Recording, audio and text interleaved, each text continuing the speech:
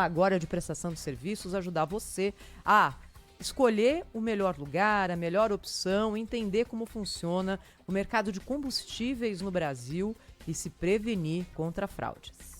Rádio Bandeirantes. Aqui você se informa. Porque quem está ao vivo conosco aqui no Jornal Gente deste sábado é o presidente do Instituto Combustível Legal, Emerson Capaz. Presidente, bom dia. Muito obrigada, por conversar conosco, por receber a Rádio Bandeirantes. Tudo bem com o senhor? Thaís, bom dia. É um prazer muito grande. Obrigado pela oportunidade. A gente que agradece, até porque a gente vai prestar serviço aqui, não é, presidente? Falar sobre mercado de combustíveis, fraudes, atuação do crime organizado nesse setor, infelizmente, e como nós aqui, consumidores, podemos nos preservar, nos precaver e ajudar a fazer com que esse mercado tenha uma operação mais correta. Queria começar perguntando para o senhor o seguinte: no mercado hoje de combustíveis, qual é o principal desafio de quem opera na área? São vários, né, Thaís? Se eu pudesse elencar um, seria bom, mas são várias dificuldades que o setor enfrenta ao longo desses últimos anos. É verdade que nós temos tido vitórias importantes. Temos mudado muita coisa no combate à sonegação, adulteração, fraudes operacionais que enganam o consumidor e que vão não só no posto, né? O sistema vem desde o poço até o posto, passa por distribuidoras que são não ortodoxas, não recolhem tributo, passa por transportadoras, por fintechs, né? Muito desse crime organizado que envolve o setor já tem até empresas de fintechs. E essas empresas têm uma coordenação para que o dinheiro que passa no cartão naquela maquininha não entre no sistema do COAF e fuja do controle. O problema da bomba fraudada, que é a bomba que entra menos litros do que aquilo que está marcando, e você enche o tanque 40 litros, entram 35, 36. É difícil você controlar. Como é que você vai conseguir fazer esse controle? Às vezes a gente coloca a gasolina, vai embora, ou coloca etanol e vai embora, e nem se para prestar atenção se quantos litros entraram, paga e sai do posto. Então, nós temos feito um trabalho muito importante, não só de alerta ao consumidor, mas junto com o Ministério Público, Secretarias de Fazenda, Ministério Público Federal, Polícia Federal, temos desbaratado algumas, ajudado, porque eu não tenho poder de polícia, mas a gente tem ajudado as investigações com informações importantes de onde anda esse crime organizado, aonde que estão as fraudes. E, por exemplo, no caso da bomba, né, vou te dar um exemplo importante. O IPEM, que é o Instituto de Pesos e Medidas, que é responsável por saber se as bombas estão ok ou não, lançou uma campanha agora onde no site do IPEM você tem, por exemplo, quais postos já trocaram bombas para bombas criptografadas. Essas criptografadas são impossíveis de serem fraudadas. Isso é uma valorização, é uma campanha de valorizar os postos que fazem essa troca e, ao mesmo tempo, orientar o consumidor. Sabe que, ouvindo o senhor agora, Emerson Capaz, eu me lembro de uma campanha que a Rádio Bandeirantes teve aqui durante muito, muito tempo, que era uma campanha em parceria com o Sincopetro, o Sindicato dos Proprietários de Postos de Combustíveis de São Paulo, que verificava a qualidade do combustível que entrava no tanque de cada um dos ouvintes, né? Então, a gente ia uma vez por semana para a rua, e aí o ouvinte ia lá, a gente tirava uma amostra e falava: esse combustível tá bom, esse combustível tá fraudado.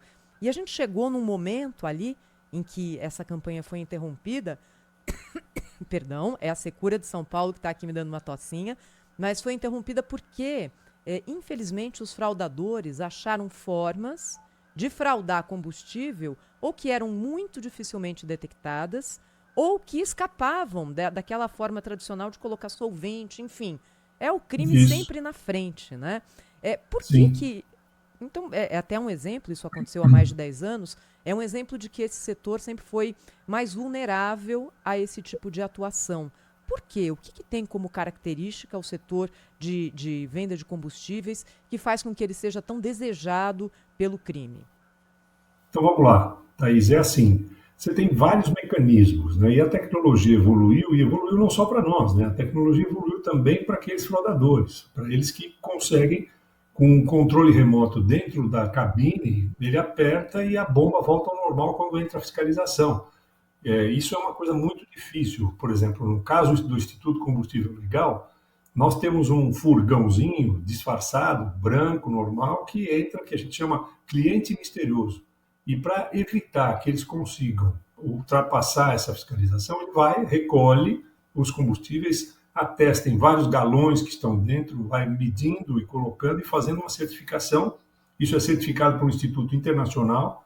Eu não tenho poder de polícia nem de fiscalização, mas eu encaminho isso para o IPEM, para o PROCON, para o ANP, que é um órgão de fiscalização e controle, para que as saídas deles sejam mais pertinentes nos lugares onde isso acontece. Então, a gente tem ajudado nesse sentido muito. Agora, você tem razão. O consumidor, qualquer um de nós, o que mais quer é colocar o combustível e ir embora.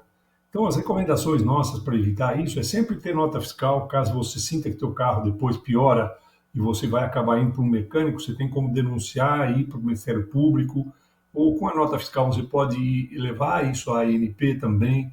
Tome cuidado com propostas mirabolantes. Os postos, às vezes, fim de semana, tem aquele, entre aqui, pague no cartão com 20% de desconto. Desconfie, né? Tem bandeiras tradicionais, tem postos que você normalmente abastece e não tem problema. E uma das coisas que você comentou, Thaís, por exemplo, hoje, carro flex, nesse caso específico da fiscalização ou do controle, é um problema. Por quê? Você misturar etanol no álcool, o limite para o etanol no álcool hoje é 30%.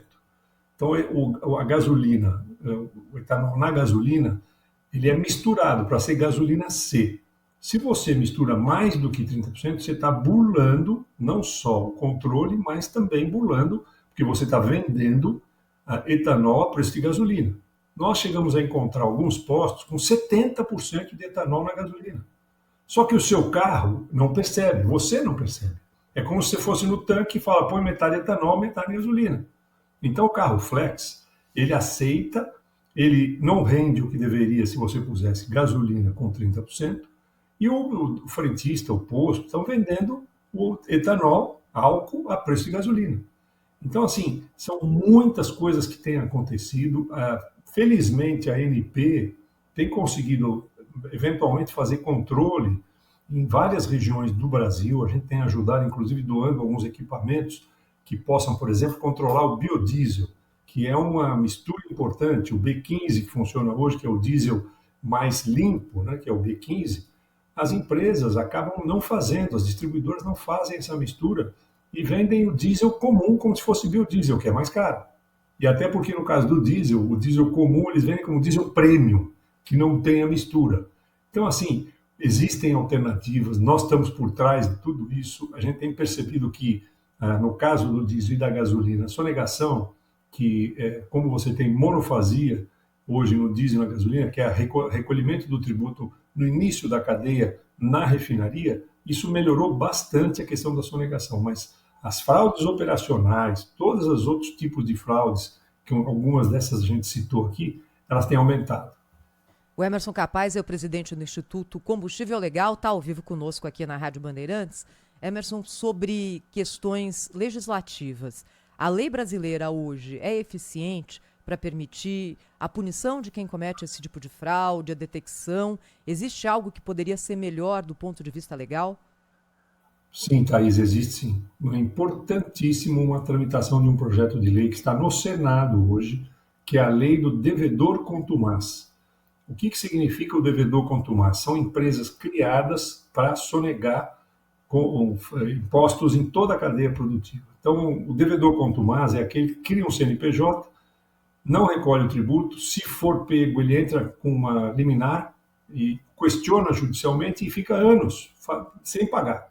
Existem empresas hoje em recuperação judicial, por exemplo, que devem 25 bilhões de reais para o ICMS, 10 bilhões para São Paulo, 11 bilhões para o Rio de Janeiro e 3 bilhões para outros estados do Sudeste. 25 bilhões. E está operando.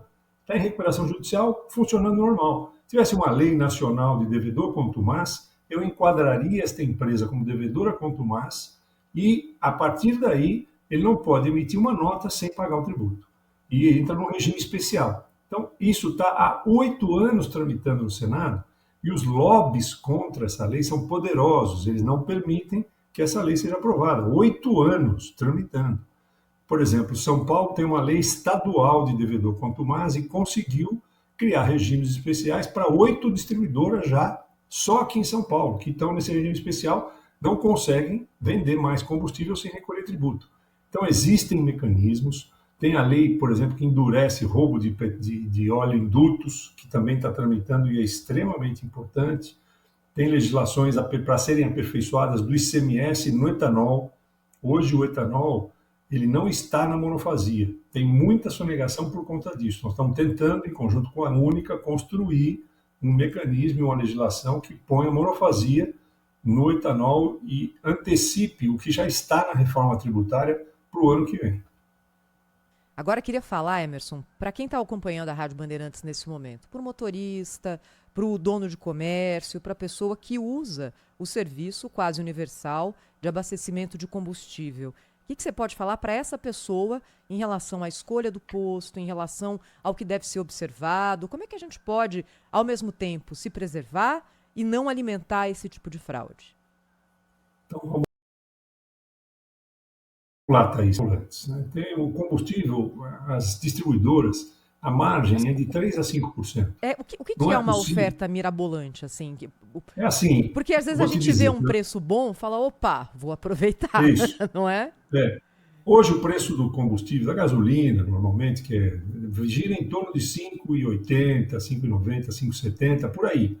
Se você tem alguém oferecendo gasolina a R$5 o litro, não adianta, vai ter problema. É certeza que você vai ter problema.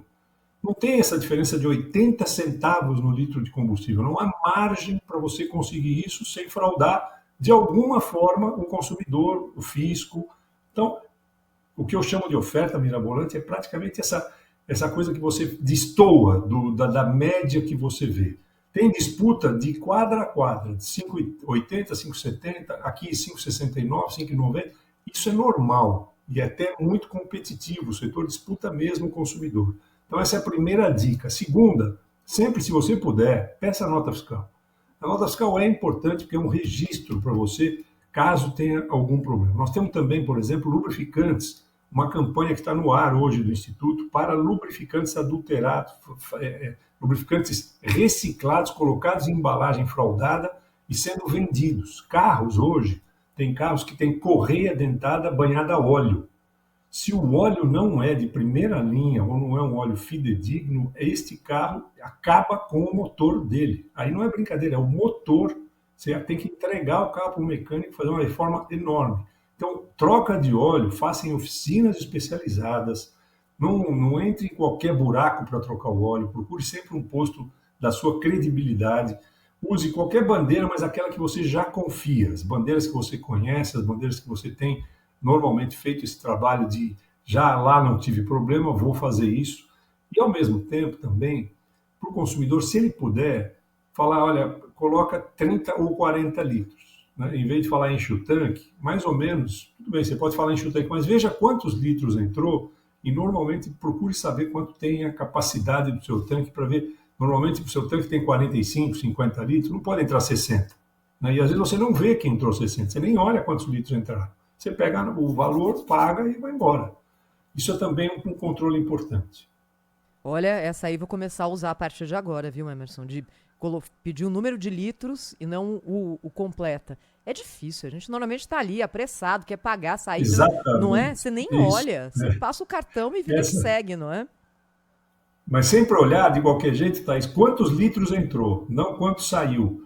Faz a conta, você R$260, sei lá, 40 litros. Então você olha e já sabe que é isso mesmo. Esse é o Emerson Capaz, presidente do Instituto Combustível Legal, que está ao vivo aqui conosco na Rádio Bandeirantes. Emerson, você me permite só mudar um pouquinho de assunto? Porque eu não queria perder a oportunidade de ter você aqui ao vivo hoje. Um empresário de tão longa data no país, já foi deputado federal, já teve participação na gestão pública. Queria ouvi-lo a respeito desse momento tão delicado pelo qual a gente está passando do ponto de vista do empresariado, com tarifaço dos Estados Unidos, instabilidade política, juros altos. Como é que você está vendo essa coisa toda, Emerson? Difícil, viu, Thaís? Eu nunca vivi um momento tão complicado na situação do Brasil como hoje. Né? Você olha, o Brasil estava num momento importante, vinha vivendo aí devagarzinho uma recuperação mais que lenta, mas mesmo com juro a 15% ao ano, que é altíssimo hoje, um juro muito alto do Banco Central, você conseguia ver que a economia estava crescendo 2,5%, 3%, e agora vem o tarifaço, provocado, inclusive, por brasileiros que não respeitam o Brasil, atacam a soberania, instigam outros países a lutar contra o Brasil por questões políticas. Isso vai afetar, não vai afetar muito o crescimento, mas vai acabar dando uma reduzida na possibilidade. As contas que têm sido feitas é de que a redução do PIB provocada pelo tarifaço americano vai estar em torno de 0,3%, não é muito, mas sempre vai afetar, por exemplo, setores específicos. Estamos falando aí, no caso de setores afetados, de quase 700 mil empregos que serão perdidos ao longo do tempo aí por conta de empresas que eram exportadoras, setor de pesca, setor de laranja, café e muitos outros setores, aço, alumínio, produção de material para equipamentos industriais. O Brasil estava numa situação e não tinha déficit com os Estados Unidos, não tinha superávit. O Brasil tem déficit com os americanos. Não tinha argumento para fazer esse tarifaço. Mas, enfim, nós estamos tentando negociar. Eu vejo o governo aí num esforço, através do vice-presidente Geraldo Alckmin, muito, muito forte de manter a negociação, apesar da pressão americana. E eu acredito que, com o tempo, os setores se acomodem, vão buscar outros mercados. O Brasil já tem falado com China, já tem falado com países da América Latina, tem muito espaço, a indústria competitiva. Eu acho que a gente passa mais esse desafio. Tomara. Ainda tem uma questão relativa ao mercado de combustíveis nesse imbróglio todo, que é o óleo diesel que o Brasil importa da Rússia, com aquela ameaça que ainda paira no ar dos Estados Unidos de aplicarem mais sanções sobre países que de alguma forma estiverem aliados à Rússia no mercado internacional. Por que o Brasil compra tanto óleo diesel da Rússia? Como que é esse mercado, Emerson Capaz? Então, Thaís, é a questão do preço, né? Os russos têm vendido óleo diesel a um preço bem diferente dos outros mercados, até por conta de sobrevivência da própria Rússia, que está sofrendo um embargo dos outros países do mundo. Então, ela usa mecanismos, como ela tem produção de petróleo, não é um petróleo ruim, tem um petróleo de qualidade, um diesel de qualidade, ela exporta a preço baixo e muitas empresas têm importado. Agora, tem empresas que têm um código de compliance muito forte que impede que você importe diesel de países sancionados, né? Agora, outras não, outras importam, não faz diferença nenhuma, elas acabam importando diesel mesmo. Então, é difícil esse controle. Se os Estados Unidos fizerem sancionamento mesmo para empresas, ou países, na verdade, que comprem petróleo russo, tem outras alternativas. Arábia Saudita, Estados Unidos e outros mercados na Europa que é possível também trocar o diesel pelo diesel russo. Por que o Brasil exporta tanto petróleo bruto, na sua avaliação, Emerson Capaz? Capacidade de refino aqui podia ser maior?